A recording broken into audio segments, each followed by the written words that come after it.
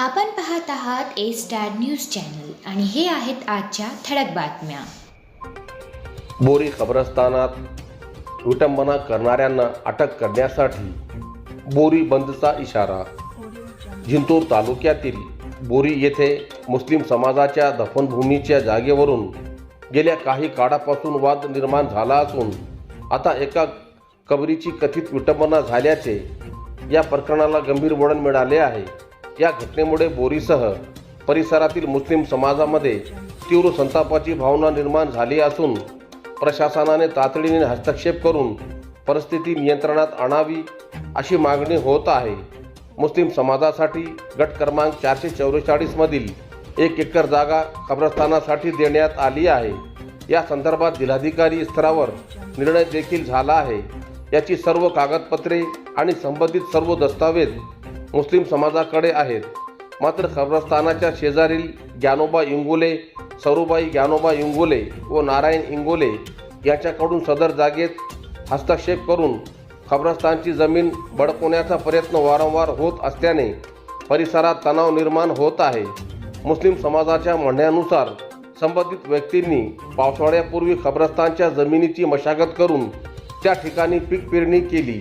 याबाबत वारंवार प्रशासनाकडे तक्रारी व मागण्या करूनही ठोस कारवाई झाली नसल्याने परिस्थिती अधिक चिघळत असल्याचे नागरिकाचे म्हणणे आहे.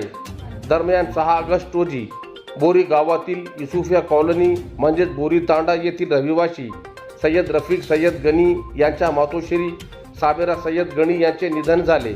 त्यांना मुस्लिम धार्मिक रीतिरिवाजनुसार या दफनभूमीत दफन करण्यात आले. मात्र त्यानंतर संबंधित कबरीची नैसर्गिक विधी करून कबरीची विटंबना करण्यात आली. या घटनेमुळे समाजाच्या धार्मिक भावना दुखावल्या असून दोषीवर कठोर कायदेशीर कारवाई करण्याची मागणी करण्यात येत आहे. या प्रकरणी बोरी पोलीस ठाण्यात गुन्हा रजिस्टर क्रमांक 233 अंतर्गत कलम 301, 351, 2, 352, 5 नुसार गुन्हा दाखल झाल्याची माहिती देण्यात आली आहे. घटना घडून 2 ते 4 दिवस उलटूनही संबंधित आरोपीवर अटक कारवाई झालेली नसल्याचा आरोप मुस्लिम समाजाच्या नागरिकांनी केला आहे. या संदर्भात जिंतूर बोरी परिसरातील मुस्लिम समाजातील ज्येष्ठ व प्रतिष्ठित नागरिकांनी सहाय्यक पोलीस निरीक्षकांची भेट घेऊन आरोपींना तातडीने अटक करण्याची मागणी केल्याचे सांगण्यात आले आहे. मात्र आरोपीचे वय जास्त असल्याचे कारण सांगून अटक करण्यास नकार देण्यात आल्याचा दावा नागरिकांकडून करण्यात आला आहे. त्यामुळे कायदा सर्वांसाठी समान आहे की आरोपीच्या वयामुळे कायद्याची अंमलबजावणी वेगळी होते असा प्रश्न संतप्त मुस्लिम नागरिकांकडून उपस्थित केला जात आहे. मनपा कर्मचाऱ्यांच्या थकीत वेतनासाठी भीक मागो आंदोलन. परभणी महानगरपालिकेच्या कर्मचारी सेवानिवृत्त कर्मचारी यांचे मागील 5 महिन्यापासून वेतन थकले आहे. वेतनासाठी वाढीव GST अनुदान द्यावे, फरकाची थकीत रक्कम तत्काळ देण्यात यावी अशी मागणी करत आक्रमक भूमिका घेत धरणे आंदोलन केले. कार्यालय परिसरात प्रचंड घोषणाबाजी करत कर्मचाऱ्यांनी रोष व्यक्त केला. गेल्या 5-6 महिन्यापासून मनपा कर्मचाऱ्यांचे वेतन थकले आहे. नियमित वेतनासाठी महाराष्ट्र राज्य नगरपालिका, नगरपंचायत, संवर्ग अधिकारी, कर्मचारी संघटनेने सतत शासन दरबारी प्रश्न मांडला. मात्र परभणी मनपाला GST अनुदान कमी येत असल्याने वेतन अदा करण्यास विलंब होत असल्याचे कारण समोर येत आहे. संघटनेने वाढीव अनुदानाचा प्रस्ताव शासनाकडे सादर केला होता. हा प्रस्ताव मंजुरीसाठी शासनाने 4 नोव्हेंबर 2025 रोजी समिती गठीत केली. मात्र अद्यापही वाढीव GST अनुदानाचा प्रश्न सोडवला नाही. शिवाय फरकाची रक्कमही दिली नाही. त्यामुळे कर्मचाऱ्यावर उपासमारीची वेळ आली असल्याने या कर्मचाऱ्यांनी प्रशासनावर रोष दाखवत शनिवार बाजार ते जिल्हाधिकारी कार्यालयापर्यंत भीक मागो आंदोलन केले.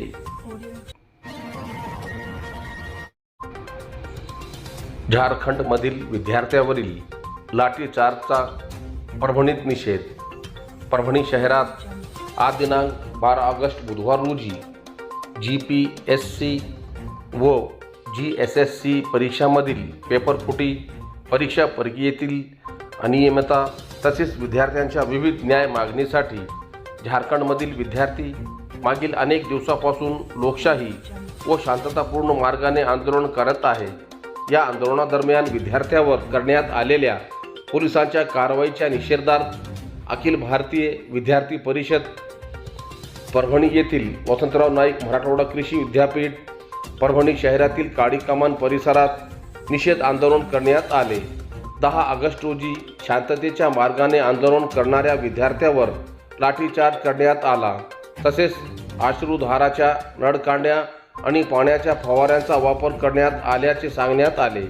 विद्यार्थ्यांच्या प्रश्नावर संवाद साधून तोडगा काढण्याऐवजी पोलीस बळाचा वापर करणे ही लोकशाही व्यवस्थेसाठी चिंताजनक बाब असल्याचे अखिल भारतीय विद्यार्थी परिषदेच्या वतीने सांगण्यात आले. त्यानंतर दिनांक 11 ऑगस्ट रोजी विद्यार्थ्यांच्या न्याय मागण्यासाठी विधिमंडळापर्यंत पोहोचविण्यासाठी अखिल भारतीय विद्यार्थी परिषदेच्या वतीने विधानसभा घेराव आंदोलन करण्यात आले. यावेळी राष्ट्रीय महामंत्रीसह 200हून अधिक अखिल भारतीय विद्यार्थी परिषद कार्यकर्त्यांना ताब्यात घेण्यात आल्याचे सांगण्यात आले.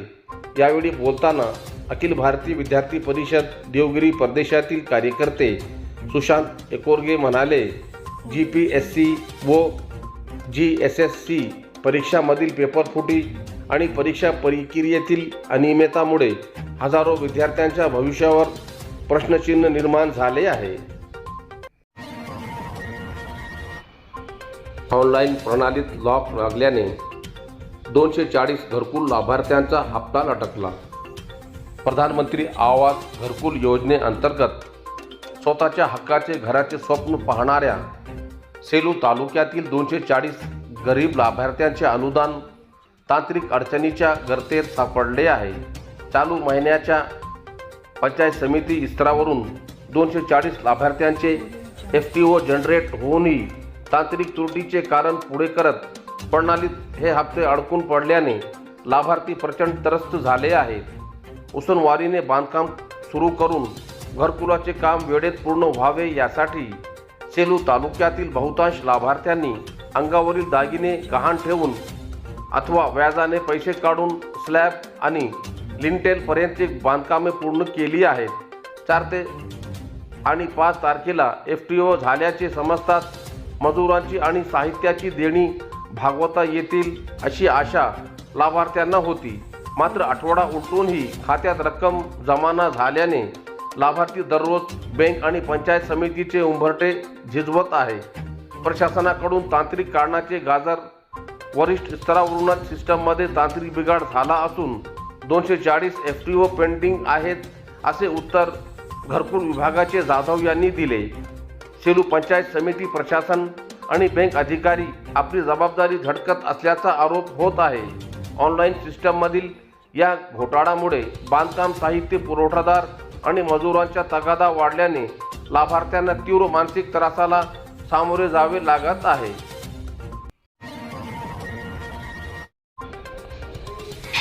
रुग्णवाहिका अभावी गर्भवती महिलेच्या मृत्यू प्रकरणी 4 जण निलंबित. गर्भवती महिलेसह तिच्या पोटातील बाळाच्या दुर्दैवी मृत्यू प्रकरणात 2 वैद्यकीय अधिकाऱ्यासह 2 रुग्णवाहिका चालकांना निलंबित करण्यात आले आहे.